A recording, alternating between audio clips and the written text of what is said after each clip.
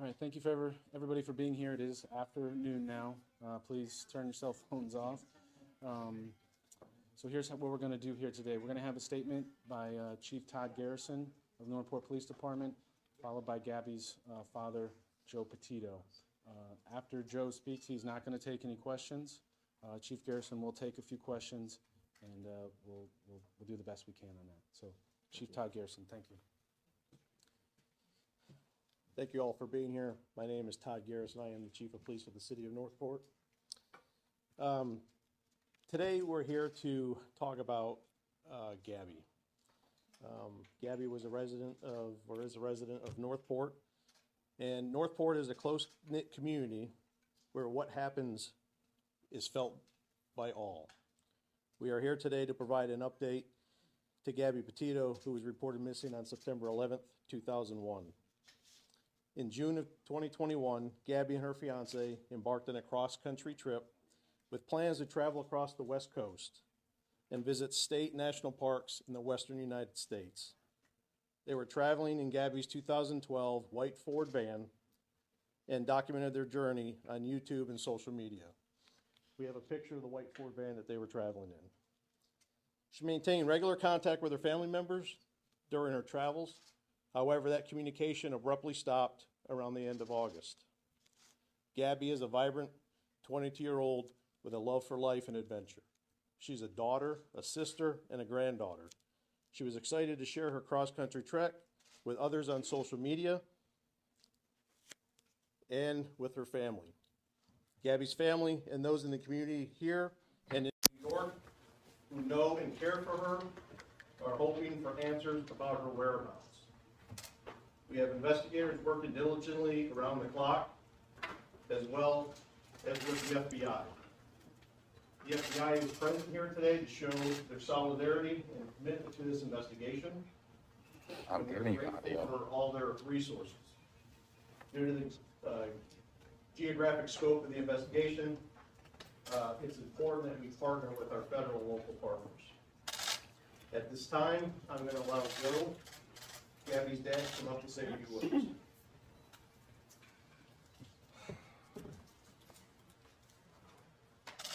All right, what I need from everybody here is help. Because the goal is still not met. And that goal is to bring Gabby home safe. All right, and I'm asking for help from everyone here. I'm asking for help everyone at home. I'm asking for help from the parents of Brian. And I'm asking for help of the family members and friends of the Laundrie family as well. You know, there is a tip line that you can call anonymously. Whatever you can do to make sure my daughter comes home, I'm asking for that help. There's nothing else that matters to me now. This girl right here. That is it. Anything else, it comes second to this. Thank you. Thank you, Joe. Our focus is to finding Gabby, and we are pleading with people out there to give us information, point us in the direction that we need to be, and help us find Gabby.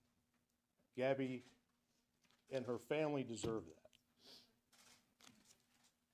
Right now, I'll go ahead and answer a few questions that I can. Go ahead. Yesterday, you reached out on Twitter to Laundrie's attorney. Have you heard from him yet? I have not. Is there any criminality suspected in the case, or is this just a missing person? Right now, we are investigating a missing person case. So no criminality suspected? None at this time. Right now, it's a missing person case. Chief, how frustrating is it knowing that the family lives just a short distance away from the police department here? I'm sure your officers have to drive by his house, and to know that he hasn't given you any clues. Well, we share the frustration with the world right now. So, you know, 2 people went on a trip, 1 person returned, and that person that returned isn't providing us any information. Chief, can you bring Brian Laundrie in for hindering the investigation or for stealing Gabby's car? Right now, no. Have you guys learned anything from the van or from the phones at all? Right now, we're still analyzing all that data, which takes time to forensically analyze all that. Is the body cam video out of Moab, is that offering any sort of insight into maybe what potentially happened? Are you using that as part of your investigation? We look at everything that's coming in. As far as that having to do anything with the disappearance, we don't know. I mean, Yes, they had a disturbance. Yes, it was captured on body camera, their interaction with law enforcement. But beyond that, you know, I don't know what it has to do with the disappearance. Do you guys know when exactly Brian left and headed for Florida? We know he came here on the 1st, but do you know when he left from the West Coast, and if there's any indication that Gabby was with him on that trek back? Right now, we're analyzing that data, so we don't have that timeline narrowed down. There's a lot of information that we have to go through. Do you know where Brian Laundrie is right now? Yes. Chief, has the family attorney said anything at all to you during your interaction? The family attorney arranged to get us some property that we were looking for, and beyond that, no. Nicole Schmidt said that she last spoke with her daughter on August 30th, or at least someone purporting to be her daughter. Has any forensics been done on her phone? Have the phone records been requested? Have they been provided? Everything is being forensically analyzed right now, and it takes time. Including Nicole's phone? No, we don't have Nicole's phone. And have you requested it Requested from who? from her? Oh, I'm sorry, from Nicole's phone, I'm sorry. I don't have the answer to that, as far as that. At this point in the investigation, is Wyoming still the last place that she was known to be? Right now, it seems to be the area that we're looking at. What would it take in your investigation to bring Brian in? Right now, this is a missing person case, all right? And our focus is to find Gabby. My focus isn't to bring Brian in right now, it's to find Gabby. Brian is exercising his constitutional rights, and I have to respect that. But as of right now, the focus is finding Gabby. She's been missing for 2 weeks and could possibly be in danger. Why does he get the privilege to tell you no, that he's not coming in to speak to you? Because the Constitution protects that. Where are search teams looking currently? And are they law enforcement-led search teams? We have no physical search teams on the ground like doing grid search right now. We have resources and law enforcement partners that are out in the field following up tips and leads.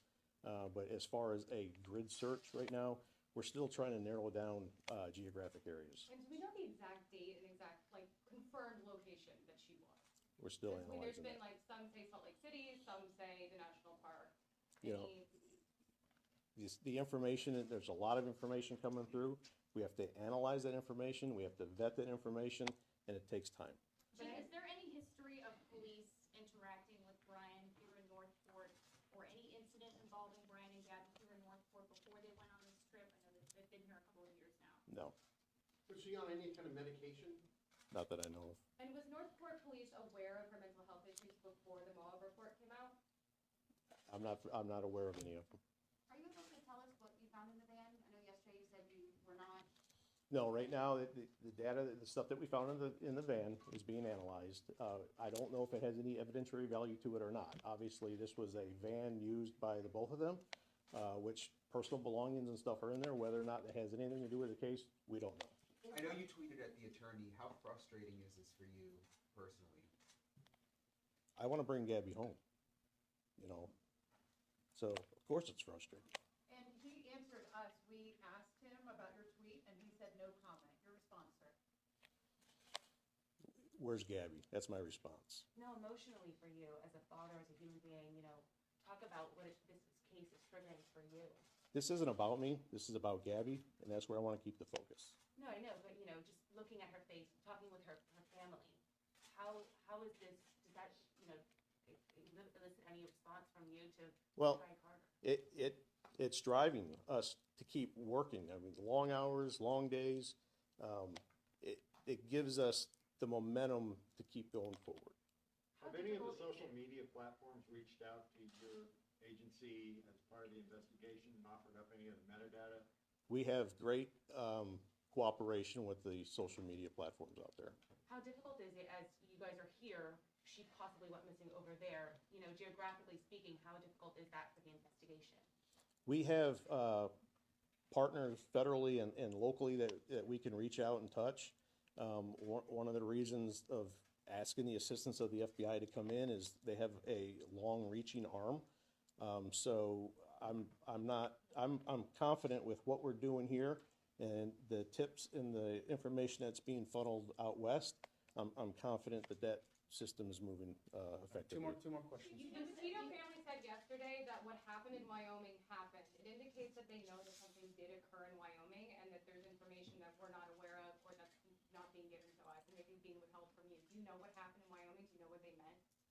The fact of the matter is Gabby is missing, and I think that that's what they're referring to. Of course, but Gabby's this missing. is a huge investigation. You have internet press from all across the country here, and if there's something that's part of the story that's not being told, I think, the public has a duty to understand. You're looking into something that's not there. I think what the family's position on it was, she went missing. The last area was out in Wyoming, so she's not here, so where is she? Now, Utah police aren't ruling out, it's really tough to talk about, but they're not ruling out any connection to possible homicide that happened there as well. Have you guys looked into that? Is there anything you can tell us in relation to that? We have communication going back and forth with Grand County Sheriff's Office. We provided them with whatever information we could. They don't have any suspect information right now, so you would have to refer that to them, but they told us that they're looking at everything at this point. Kim, one last question. It's still a missing person case at this point in time, but is there any evidence suggesting that a crime may have occurred between the two of them? Right now, no. Right now, all we have is the missing person investigation on that. Okay. Really simple question. You said you know where Brian is. Is he at his parents' house? All I'm gonna say is I know where Brian's at. All right, Thank you, guys. everyone. You can certainly follow up with us, me. You all seem to have my phone, so call and we'll answer any follow-up questions. Thank you.